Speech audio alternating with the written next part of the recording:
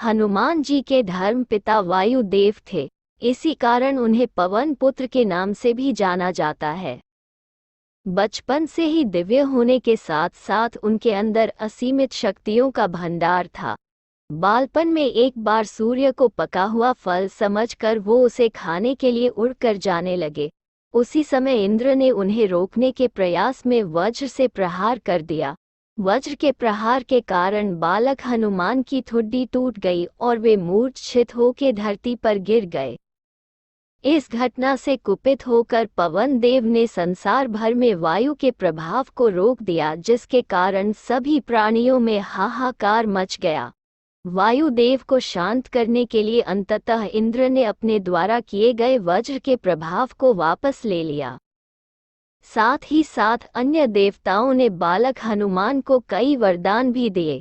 यद्यपि वज्र के प्रभाव ने हनुमान की ठुड्डी पे कभी ना मिटने वाला चिन्ह छोड़ दिया।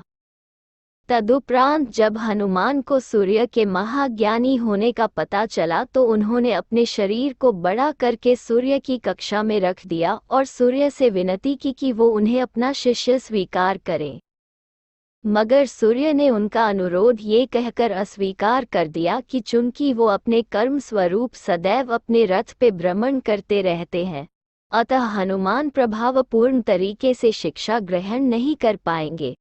सूर्य देव की बातों से विचलित हुए बिना हनुमान ने अपने शरीर को और बड़ा करके अपने एक पैर को पूर्वी छोर पे और दूसरे पैर को पश्चिमी छोर पे रखकर पुनः सूर्य देव से विनती की और अंततः हनुमान के सतात्य दृढ़ता से प्रसन्न होकर सूर्य ने उन्हें अपना शिष्य स्वीकार कर लिया। तदोपरांत हनुमान ने सूर्य देव के साथ निरंतर भ्रमण करके अपनी शिक्षा ग्रहण की।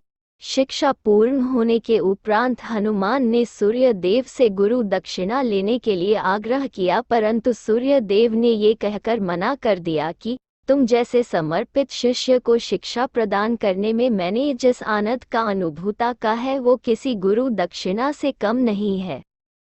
परंतु हनुमान के पुनः आग्रह करने पर सूर्य देव ने गुरु दक्षिणा स्वरूप हनुमान को अपने धर्मपुत्र सुग्रीव की सहायता करने की आज्ञा दे दी।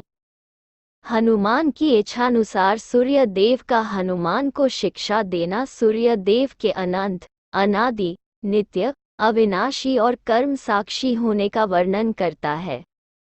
हनुमान जी बालपन में बहुत नटखट थे। वो अपने इस स्वभाव से साधु संतों को सता देते थे। बहुधा वो उनकी पूजा सामग्री और आदि कई वस्तुओं को छीन झपट लेते थे। उनके इस नटखट स्वभाव से रुष्ट होकर साधुओं ने उन्हें अपनी शक्तियों को भूल जाने का एक लघु शाप दे दिया। इस शाप के प्रभाव से हनुमान अपनी सब शक्तियों को अस्थायी रूप से भूल जाते थे और पुनः किसी अन्य के स्मरण कराने पर ही उन्हें अपनी असीमित शक्तियों का स्मरण होता था। ऐसा माना जाता है कि अगर हनुमान शाप रहित होते तो रामायण में राम रावण युद्ध का स्वरूप पृथक, भिन्न, न्यारा ही होता।